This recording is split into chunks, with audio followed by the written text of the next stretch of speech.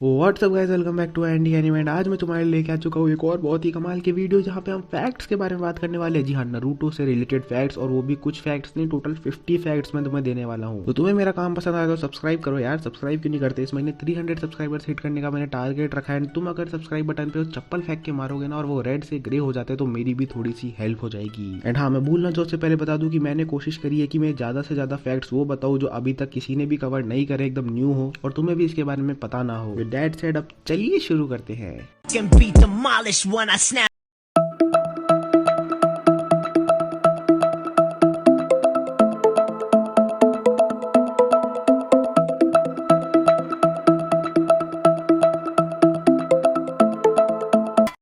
तो सबसे पहला फैक्ट, क्या तुम्हें पता है कि साकुरा जो कि इस दुनिया की मोस्ट हेटेड कैरेक्टर है, उसने अभी तक पूरे नारुतो वर्स में एक बार भी कोई निंजुत्सु परफॉर्म नहीं किया है। फैक्ट 2, जिस नारुतो कैरेक्टर को सब लोग हेट करते हैं कि कैसे वो कितना बड़ा ब्रैट है, वो नारुतो की बिल्कुल भी रेस्पेक्ट नहीं करता है। नारुतो जो है उसके पास भी अपनी फैमिली के लिए कभी भी टाइम नहीं होता है due to the Hokage wars. तो क्या तुम्हें पता है कि एक्चुअली में मसाशी किशिमोटो जो कि नारुतो का राइटर है, उसकी रियल लाइफ या पर्सनल लाइफ से इंस्पायर्ड है नारुतो का कैरेक्टर। जी हाँ, किशिमोटो सेंसे के जो बच्चे हैं उनकी भी यही सेम कंप्लेन हुआ करती थी कि उनके फादर के पास कभी भी टाइम ही नहीं होता उनकी फैमिली के लिए, क्योंकि वो तो हमेशा नारुतो बनाने में बिजी रहते थे। फैक्ट 3, क्या तुम्हें पता है मसाशी किशिमोटो का फेवरेट विलेन ना ही इताची है और ना ही मादरा है, उल्टा उसका फेवरेट कैरेक्टर है हिदान, एंड वो भी सिर्फ इसलिए क्योंकि वो कभी भी मर नहीं सकता है। Fact 4, next up, Jiraiya and Itachi दोनों ही लेजेंडरी कैरेक्टर्स जो हैं, ओ बॉय, इनके बारे में तो बात करते ही दिल में दर्द होने लग जाता है। बट ये फैक्ट नहीं है। फैक्ट ये है कि तुम्हें क्या पता है कि जिराइया और इताची की डेथ में सिर्फ 5 एपिसोड्स का ही डिफरेंस है। फैक्ट 5, नेक्स्ट अप, गेंजित्सु जो होता है जिससे किसी भी ओपोनेंट का दिमाग खराब किया जा सकता है, बट यही सेम गेंजित्सु किसी भी तरीके के जिंजोरिक पे काम नहीं कर सकता है जिसने टेल बीस्ट फॉर्म को परफेक्टली कंट्रोल कर लिया है। विच मीन्स कि अगर सासके नारुतो को गेंजित्सु में डालने की कोशिश करे तो वो बहुत बुरी तरीके से नाकामयाब हो जाएगा, क्योंकि कुरामा जो है वो नारुतो को उठा देगा एंड गेंजित्सु ब्रेक हो जाएगा। फैक्ट 6, कोनोहामारू जिसे सब आजकल ट्रैशमारू भी बुला रहे हैं, वो यंगेस्ट इंसान है पूरे शिनोबी वर्ल्ड में जिसने एक रेनेगान यूजर को हराया है। फैक्ट 7, रीपर डेथ सील नाम का जो जुत्सु है जिसे एक शिनिगामी को समन किया जा सकता है, वो हार्डेस्ट जुत्सु है अभी तक का परफॉर्म करने को, एंड उसे परफॉर्म करने के लिए काफी ज्यादा एजुकेशन की जरूरत पड़ती है। एंड इसलिए मैं कहता हूँ यार, स्कूल जाया करो। Jokes apart, Hiruzen, Minato and Orochimaru ही हैं जो अभी तक इसे सक्सेसफुली परफॉर्म कर पाए हैं, और ये माना जाता है कि ये सीलिंग जुत्सु उजुमाकी क्लैन में से ही किसी ने डेवलप किया है। फैक्ट 8, अब मिनाटो की बात चल ही रही है तो बता दूं, मिनाटो जो है यंगेस्ट पर्सन था in the Shinobi world to become Hokage, and sadly वो यंगेस्ट पर्सन टू डाई भी था एज अ होकागे। फैक्ट 9, क्या तुम्हें पता है हिरान ये एक ऐसा कैरेक्टर है पूरे नारुतो वर्ड्स में जिसने आज तक कभी नारुतो से बात ही नहीं की है, ना ही वो कभी नारुतो से मिला है। Fact 10, next of 3 legendary Sannin जो है यानी कि ओरोचिमारू, जिराइया, अंसनादे, ये तीनों ने सबसे ज्यादा मिशन कंप्लीट किए हैं अपने टाइम पर, और कितने कितने किए हैं वो तो आप अभी अपनी स्क्रीन पे देख पा रहे होंगे। फैक्ट 11, क्या तुम्हें पता है रामन गाय और उसकी डॉटर ही कुछ लोगों में से हैं जिन्होंने काकाशी को बिना मास्क के देखा हुआ है। फैक्ट 12, नेक्स्ट तोबिरामा जो flying thunder God technique use करता है वो इतनी फास्ट होती है, लिटरली इतनी फास्ट होती है कि इवन शारिंगान आई भी उसके साथ कीप अप नहीं कर पाती है। हाँ, इसी की हेल्प से तोबिरामा ने मादारा के भाई को भी मारा था। फैक्ट नंबर 13, हिमावारी जो कि बरूटो की छोटी बहन है, वो यंगेस्ट पर्सन है जिसने अपना ब्याकुगान अवेकन किया हो। जी हाँ, उसने लिटरली 4 साल की उम्र में उसने अपना ब्याकुगान अवेकन कर लिया था। एंड हाँ, इसी से रिलेटेड बहुत ही कमाल का फन फैक्ट ये है कि एक मांगा चैप्टर में क्लियरली ये बताया गया है कि बरूटो जो है वो अपनी मॉम से ज्यादा अपनी छोटी बहन यानी कि हिमावारी से डरता है। फैक्ट 15, क्या तुम्हें पता है कि 3 most powerful clan in the whole Shinobi world यानी कि सेंजू, उचिहा और हमारे उजुमाकी भाई साहब, इनमें से सिर्फ सासके, कारेन और सोनादे ही बचे हैं जो कि प्योरली अपनी क्लैन को बिलोंग करते हो, यानी कि फ्यूचर में इन तीनों क्लैन का कोई भी प्योर डिसेंडेंट अब नहीं होने वाला है। एंड हाँ, इवन नारुतो जो है प्योरली उजुमाकी नहीं है, उसके अंदर नामिकाजे ब्लड भी है। फैक्ट 16, नेक्स्ट अब क्योंकि कागुया सील हो चुकी है एंड रीइंकार्नेशन साइकिल जो है ऑफ इंद्रा एंड एशुरा वो खत्म हो चुका है, तो कोई भी सेज ऑफ सिक्स पाथ के आशीर्वाद से डायरेक्टली अपना रिन्नेगान अवेकन नहीं कर सकता है। अब बस अब यही एक पॉसिबिलिटी है कि कोई अपना रिन्नेगान निकाल के किसी और को दे दे एंड तभी उसके पास वो रिन्नेगान आ सकता है। That's it. फैक्ट 17, एक सैड फैक्ट ये है कि even though Kakashi as a kid and Naruto as a kid अकेले रहते थे, लेकिन कई एपिसोड में ऐसा दिखाया गया है कि जब भी वो घर से आते थे या घर से बाहर जाते थे उन्हें यह कहते हुए देखा गया है,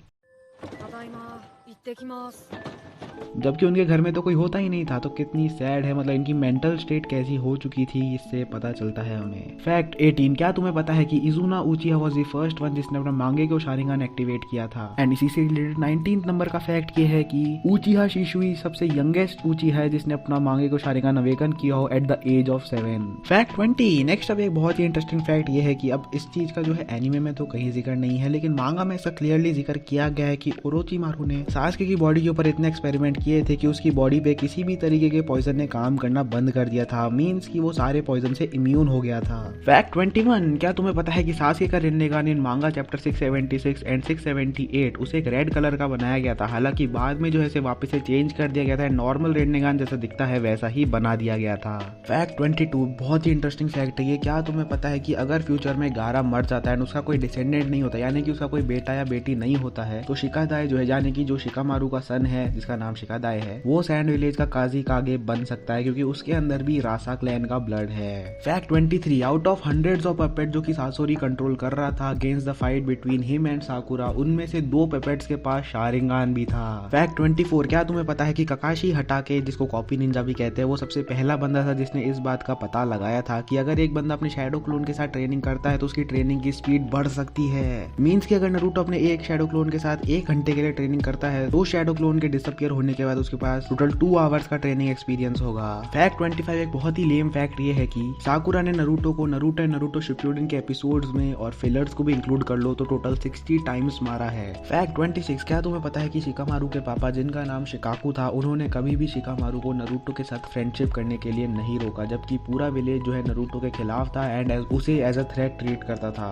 फैक्ट 27, नेक्स्ट जैसे हमारा नरूटो होकागे बनने के बाद अपने शैडो क्लोन्स को यूज करता है डिफरेंट काम करने के लिए at the same times, means at the same time वो हो सकता है होकागे ऑफिस में हो, बट उसी टाइम पे वो हो सकता है सास्के के साथ सुट्टा मार रहा हो। तो यही चीज सेम इताची भी करता था, वो अपना एक शैडो क्लोन जो है एकेडमी में छोड़ देता था एंड खुद वो शिशुई के साथ ट्रेनिंग करने चले जाता था। फैक्ट 28, एक सैड फैक्ट ये है कि क्या तुम्हें पता है सास्के और नरूटो जब दोनों ही वॉर आर्क में मर जाते हैं तो उसी टाइम पे मसाशी किशिमोटो के पापा जो है उनकी भी डेथ हो जाती है due to old age. What a coincidence. Fact 29, next अगर बात चल ही रही है किशिमोटो की, तो उन्होंने एक इंटरव्यू में बोला था कि सबसे ज्यादा हार्ड स्क्रिप्ट लिखना उनके लिए किलर बी के लिए हुआ करता था, क्योंकि उनको ये दिमाग में रखना पड़ता था कि एक लाइन जो है वो अगली लाइन के साथ राइम हो, जो कि काफी मुश्किल काम था उनके लिए। फैक्ट 30, जब मिनाटो को रीइंकार्नेट किया गया था वॉर आर्क में, तब मिनाटो ने नरूटो और क्यूबी का चक्रा सेंस कर लिया था, वो भी 100 माइल दूर से, एंड इससे हमें पता चलता है कि मिनाटो की सेंसरी पावर कितनी ज्यादा स्ट्रॉन्ग थी। फैक्ट 31, नेक्स्ट अब क्या तुम्हें पता है कि जब ओबितो का फेस रिवील किया गया था एनीमे में, तब ट्विटर पे 2012 में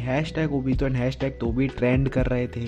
fact 32, in the last Naruto movie एक एनिमेशन एरर हो गया था सास्के को एनिमेट करते समय, क्योंकि उन्होंने जो है रिन्नेगान एनिमेट ही नहीं किया था एंड रिन्नेगान की जगह उसकी नॉर्मल आई दिखा दी गई थी, जबकि आपको पता ही होगा कि रिन्नेगान जो है वो तो हमेशा एक्टिवेट रहता ही है 24/7। फैक्ट 33, क्या तुम्हें पता है कि इवन दो सास्के जो है कोई सेंसरी टाइप निंजा नहीं है, बट स्टिल वो नरूटो को डायमेंशंस अवे दूर से भी सेंस कर सकता है। फैक्ट 34, एंड क्या तुम्हें पता है कि सास्के अपने आप के लिए एक प्रोस्थेटिक आर्म क्यों नहीं यूज करता है नरूटो की तरह? तो तुम्हें अगर नहीं पता है तो मैं बता दूं, सास्के ऐसा इसलिए करता है ताकि वो अपने सिंस के लिए रिपेंट कर सके, जब भी वो अपने दूसरे हाथ को देखे उसे ये एहसास हो कि उसने पास्ट में काफी ज्यादा बुरे काम किए हैं। फैक्ट 35, इताची ने एनीमे में बताया था कि शिशुई की जो स्पेशल आई है जिसका नाम है कोटोमात्सुकी मी, उसका कूल डाउन पीरियड जो है टोटल 10 साल का होता है। मींस इस आई की पावर को एक बार यूज करने के बाद फिर से यूज करने के लिए टोटल 10 साल तक वेट करना पड़ेगा। लेकिन अगर कोई सेंजू डीएनए वाला इसको इनहेरिट कर ले, यानी कि इस आई को अपने अंदर लगा ले, तो इसका कूल डाउन पीरियड जो होता है वो बहुत ड्रास्टिकली कम हो जाता है। फैक्ट नंबर 36, ऑल्सो क्या तुम्हें पता है कि इताची सास्के के हाथों इसलिए मरना चाहता था क्योंकि फर्स्ट सास्के जो है जब इताची को मारेगा तो कोनोहा का हीरो बन जाएगा, क्योंकि इताची जो था वो एक ट्रेटर था कोनोहा का। सेकंड, वो सास्के के अंदर से ओरोचिमारू का कर्स हटाना चाहता था। थर्ड, वो इताची की डेथ की ट्रॉमा से अपना मांगे को शारिंगान अवेकन कर सके। एंड फोर्थ और लास्ट, सास्के इताची का मांगे को जब निकाल के अपने अंदर लगाए तो उसको इटर्नल मांगे को शारिंगान की प्राप्ति भी हो सके। डैम यार, Itachi was so caring. Fact 37, next Konan ने total 600 billion paper bombs place किए थे ओबितो या तोबी को मारने के लिए, एंड ये पेपर बॉम्ब टोटल 10 मिनट तक फटे थे। हालांकि ओबितो ने अपने ऊपर ही एक इज़ानागी कास्ट किया था एंड उसने वो रियलिटी ही बदल दी थी। आई नो इट इज थोड़ा सा कंफ्यूजिंग, बट तुम लोग अगर चाहते हो कि मैं इज़ानागी और इज़ानामी को एक्सप्लेन करते हुए एक डिटेल्ड वीडियो बनाऊं तो तुम लोग मुझे कमेंट्स में जरूर बताना। फैक्ट नंबर 38, क्या तुम्हें पता है कि out of all the Hokages of Konoha, Tobirama ये एक ऐसा होकागे है जिसे आज तक वो ट्रेडिशनल होकागे हैट और रोब पहनते हुए नहीं दिखाया गया है।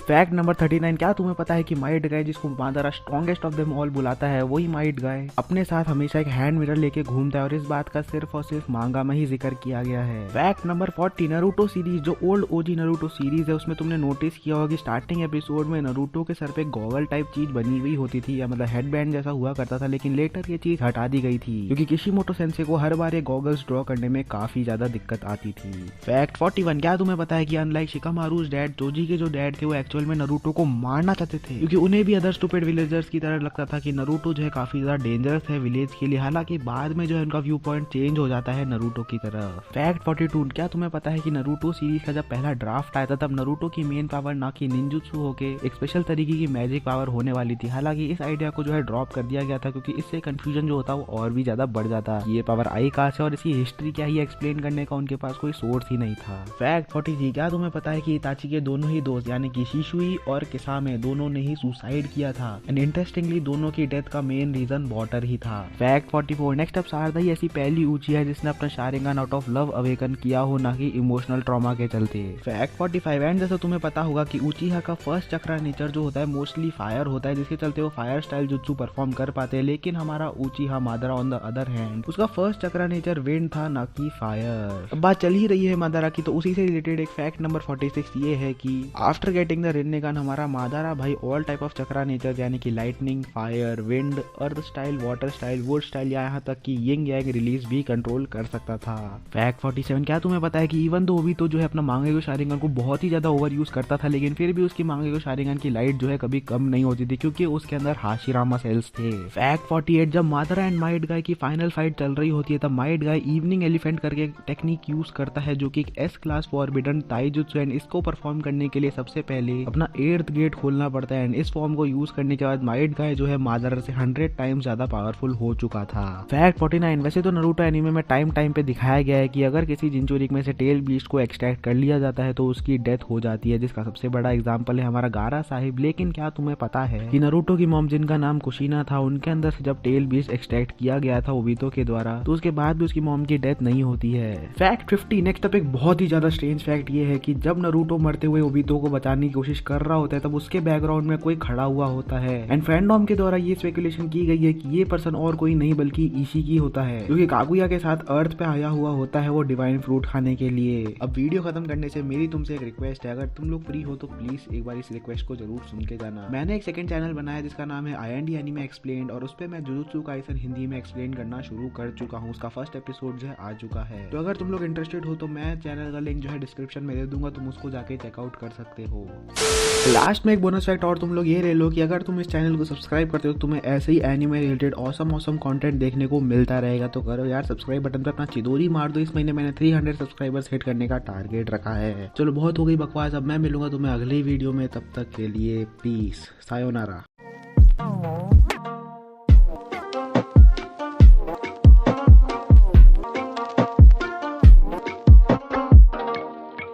お前は